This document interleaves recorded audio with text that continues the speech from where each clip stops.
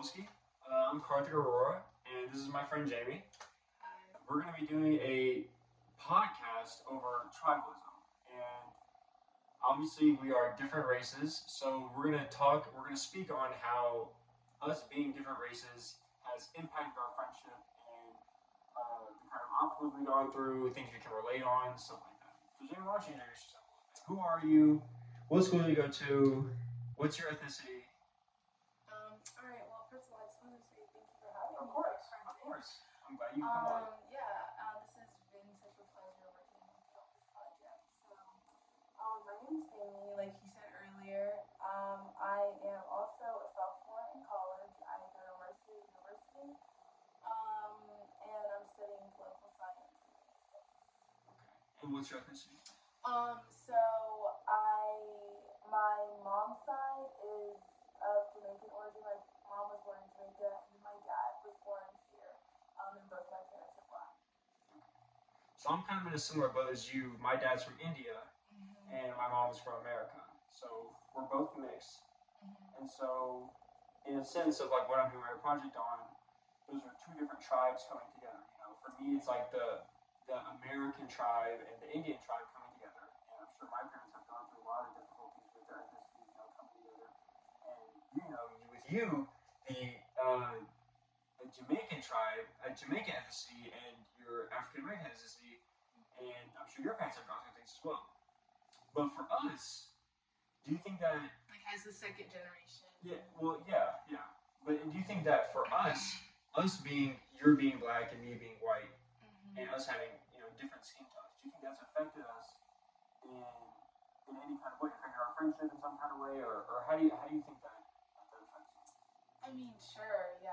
I definitely think that our cultural and racial differences have enhanced our friendship, and personally, I can speak for me, just the exposure to another culture other than my own, like you, like learning like your family traditions and different things that you do, and also comparing that with mine.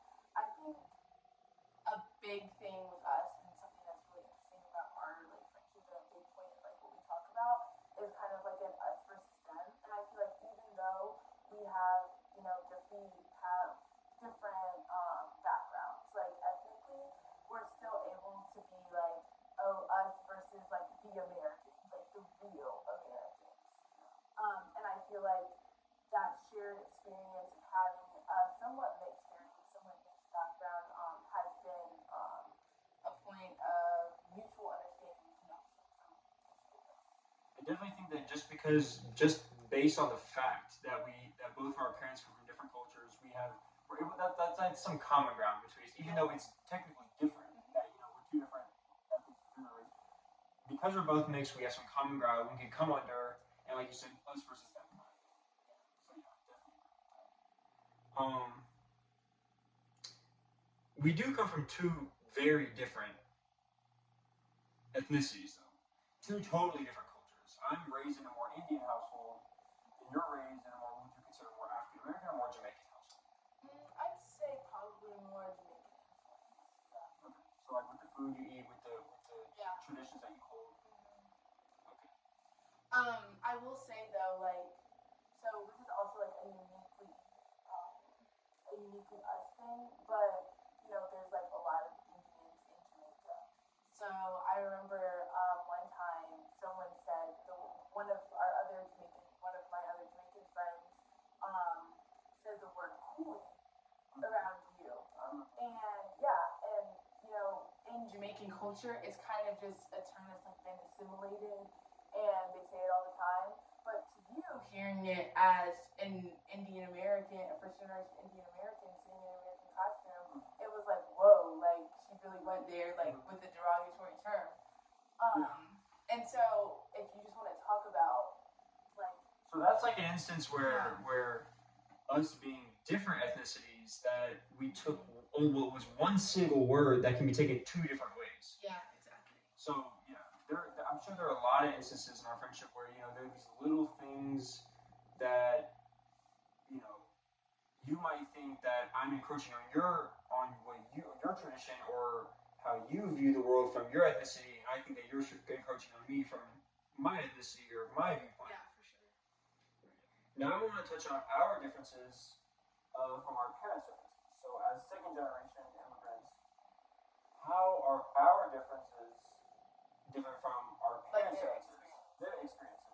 Because in America, the racism, things like acceptance, it's gotten better over time. So how do you think that how we experience America as second generation immigrants is different from how our parents experienced America in their time as first generation Um, yeah, I definitely think our experiences are a lot different. Even when I'm talking to my mom about like my friends versus her friends, so she came to America for her senior year of high school.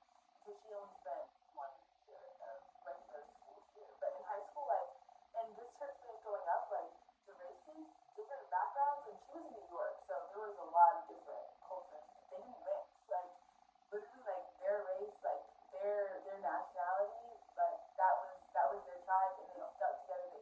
They and I feel like our experience, being that we went to the same high school together, and I have white friends, Indian friends, black friends, and I've always had that. That's been my entire experience growing up, which I think differs a lot. And then when you look at my dad, like when he grew up here in the South, and with his experience, my dad never went to school.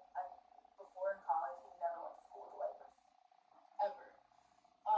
And obviously that's a lot different than my experience. And I feel like being exposed to all those different types of people has changed my perspective. I have a bigger, or not even bigger, but a different perspective on the other peoples and other cultures compared to my parents because I have had the privilege of being exposed to so many different cultures. Okay. So now I'd like for you to speak on how you think our different tribes have affected our relationship. Okay. Well, yeah, I definitely think it has. Um, I think a big thing is understanding the experiences of each other without actually experiencing what the other experiences. Um, I feel like when a lot of stuff happens, like in the news, like with like the whole Black Lives Matter thing, and like when I don't there's necessarily understand yeah. as you would. So Mm-hmm. sometimes I make comments or I say things that you think might be not. I don't want to say like I don't see the full. Maybe I don't see like the full. I don't see the full viewpoint because of Yeah. my ethnicity and I haven't experienced racism like you have. Exactly. Yeah, like, and I think that, within me, especially, like, I know that there's been many times where I've been frustrated with you just by, like, your lack of understanding. And that's why I think it's important to have friends that don't have your same exact experience in life, because there's no way that you'll ever truly know what it means to be a black woman in America. Like, that's just not possible. But because you're in such close proximity with me, you do develop a deeper understanding than you would if you just started yourself. So okay, so I think what you're trying to say is that tribalism in our sense as young Americans is not necessarily a good thing, and that it can be important to break those sort of like those tribal instinctual barriers that we have between ourselves and other races, so we can better understand. So a white person like me can better understand something like Black Lives Matter, or any like the civil rights movement, something like that. I wouldn't be able to understand that. I don't think you know before I met you, I think all of the experiences we've had together have enlightened me a lot on things like the civil rights movement or Black Lives Matter. I think I have a much more well-rounded perspective on it now. So, what do you think about breaking those tribal barriers? And it's very instinctual to see someone a different color and maybe think that they're dangerous or they're not like us. We're told like stranger danger. Yeah. Stick to people like your family. And you see someone a different color, you might automatically think, okay, this person cannot be part of my family. I cannot be close to this person. Yeah. So I want to ask you specifically because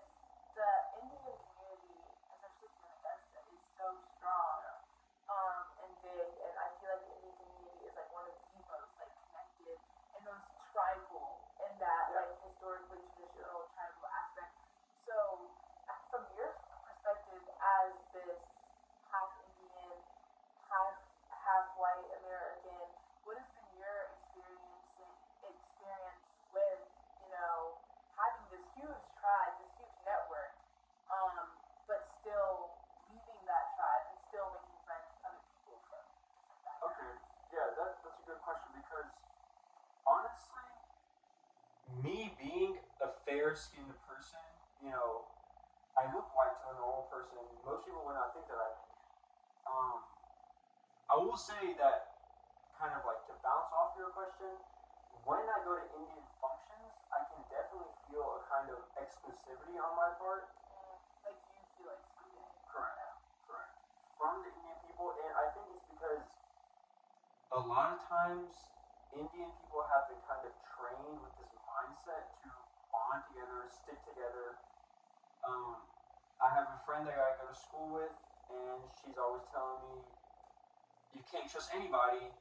I don't necessarily agree with this, but you can't trust anybody except your family. Indian people? Except your family. She's an Indian girl, so you can't trust anybody except your family. And she said there's nothing that she wouldn't do for another Indian person because you guys are supposed to stick together. Okay. Do you agree with this? Well, I think it's important to stick together to your family and stick together. I think sticking together is important. And so in that sense, being a tribe is important. I think you can get, if you have enough people behind any kind of problem, you can get something done, So here's my thing. So sticking behind and standing in solidarity with your group, with your in-group, is very successful. And those when you have, one person alone is one thing, and then when you have a whole group of people standing behind that person, it just makes whatever that person is trying to do so much powerful, so much more impactful. So I think the danger of that mindset comes when some member of your tribe, your group, does something wrong or something that you don't morally agree with. So yeah, that's my question for you. Do you feel obligated to defend other Indian people even when they're in the wrong just because they're Indian? That's a good question. It would definitely depend on the severity of what that person did wrong. But I definitely see what you're trying to get at with the whole, we're supposed to stick together. We have the same beliefs. We have the same morals most of the time. We have the same traditions. That should be a bonding experience for me and the other Indian person. Do I think that I would defend them no matter what? No. Yeah, but do you think, are you asking maybe naturally, would I be more likely to defend them because they're Indian? And I'll be honest, for me, if I see another black person in class and everyone is attacking them or whatever they're saying, I instinctively I don't want to support them. I want to just instinctively. Sometimes I don't even think about it, but it is kind of tricky for me because on the inside, I like to say I'm Indian. I think I have a lot of Indian values and I think in a very Indian way, but on the outside, I'm white. So it's kind of my brain is seeing something and thinking something different because it thinks like an Indian, but it sees a white person in the mirror. So it can be kind of tricky in that sense. Which exactly. I'm sure you don't have that problem because what you see, because yeah, right. Yeah. You're mixed with two of the same color. Yeah. So yeah.